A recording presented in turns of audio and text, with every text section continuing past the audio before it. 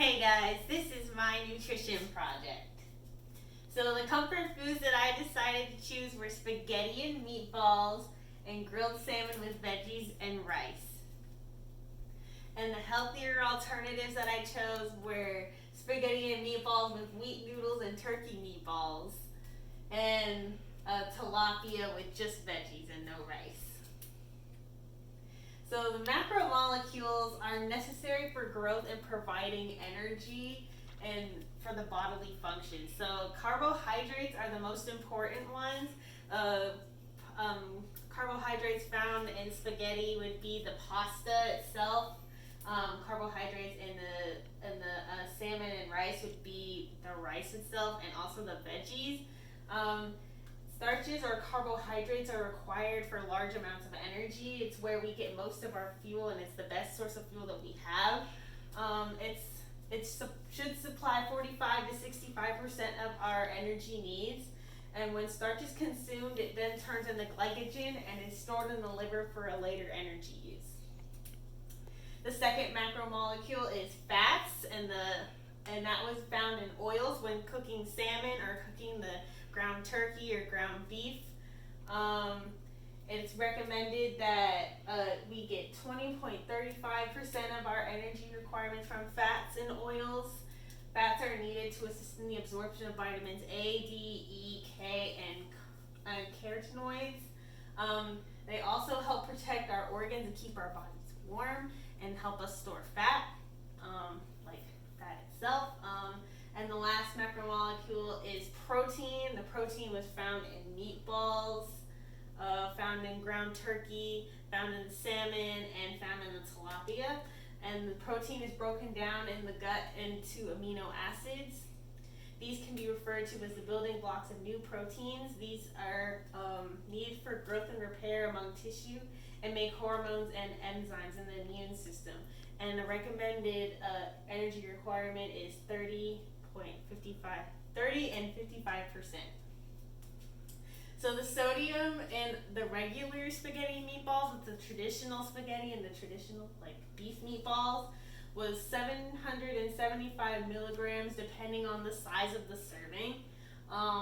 The grilled salmon, approximately 6 ounces of grilled salmon was 109 milligrams of sodium. And the veggies and rice, they didn't really have sodium. It just depends on how you season those two items.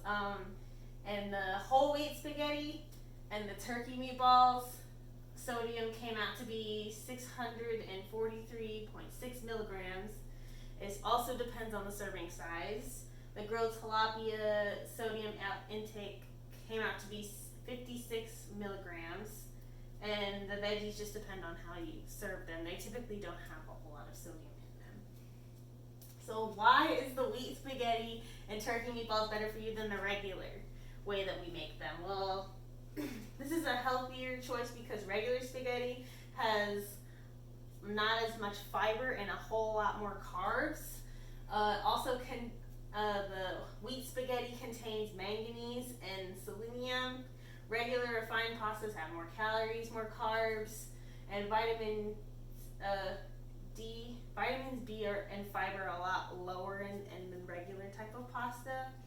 Turkey is a good substitute for beef because it is considered a lean meat. It's a lot less fat.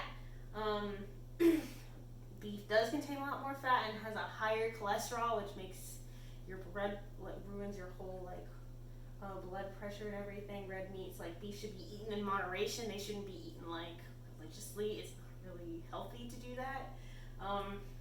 So that ground turkey is a better substitute for beef.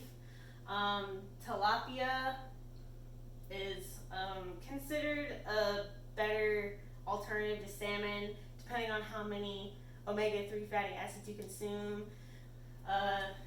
Salmon isn't really considered unhealthy because it has a lot of great nutrients that we do need and that is necessary in people's diet, but salmon is better when it comes to having omega-3 and fatty acids because of what salmon consumes in the water and what it and then when we cook it we just eat that nutrients that they have already had intake. Tilapia is a good substitute because it is a lean source of protein, much like turkey. With a large amount of vitamins like and minerals like selenium, vitamins B12, nectin, and potassium.